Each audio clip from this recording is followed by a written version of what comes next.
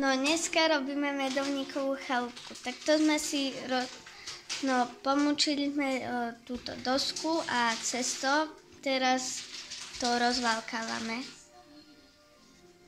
A budeme robiť chalúbku. Nice. Juchy. Dobre, daj strich.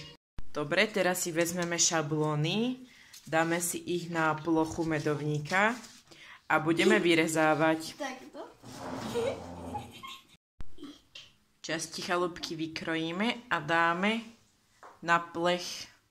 No takže prvý plech už máme upečený a teraz pôjdeme upiecť druhý.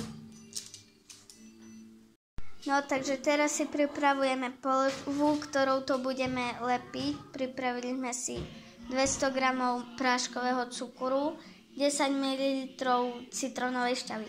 Tu je vyšťavený citrón a jedno vajíčko. Potom to všetko spolu zmiešame a máme z toho ten krém. Čaunika. To nikdy nevidel mesiac z toho máte. No takže teraz brúsime tu tieto steny, aby nám to pekne držalo. Máme to tu a tu sa niečo ešte peče a tu už máme upečené tieto ďalšie časti. No takže teraz dobíme a trocha sme to tu mali zaseknuté, ale Nika ide. Bomby. Nika ide. Zatiaľ máme iba toto a tu sme to skúšali na tomto. Tento je celkom pekný. A dúfam, že aj vy už zdobíte. No takže dozdobili sme, tak to zdobila Nika. Toto. A už má aj pomaly komín zlepený. A takto som ja zdobila. Mám toho trocha viac, len nepodarený. A samček.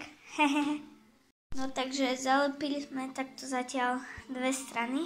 Ešte to musíme držať, aby to bolo úplne napevno. A my sa vám ohlasíme, keď budeme mať celú chalúbku zlepenú. No takže my už máme chalúbku postavenú. Síce sme ju hrozne dlho stavali. A museli sme ju špendlíkami prišpendliť, lebo nechcela držať táto blbá strecha. A takým sme to postriekali zlatým. Kde to je? Takýmto strieborným. Není to vidno. Takto. Sme to postriekali.